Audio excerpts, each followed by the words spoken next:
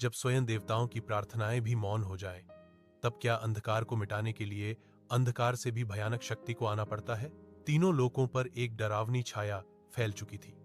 असुर रक्तबीज का आतंक ऐसा था कि रणभूमि पर गिरे उसके रक्त की हर बूंद से एक नया रक्तबीज जन्म ले लेता और युद्ध कभी समाप्त ही नहीं होता। जितना उसे मारा जाता उतना ही वह बढ़ता जाता। देवता हार चुके थे, दिशाएं कांप रही थीं और ऐसा लगने लगा था मानो अधर्म की जीत निश्चित हो। अंतिम आशा बनकर मां दुर्गा युद्ध में उतरी, लेकिन जैसे ही उनका शस्त्र रक्तबीज को घायल करता, धरती और भी असुरों से भर जाती।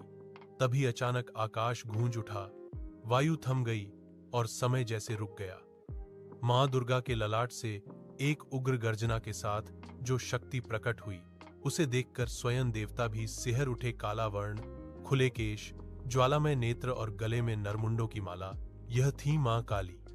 वे हांसती हुई रक्तबीज पर टूट पड़ी और उसके रक्त को धरती पर गिरने से पहले ही पी गई।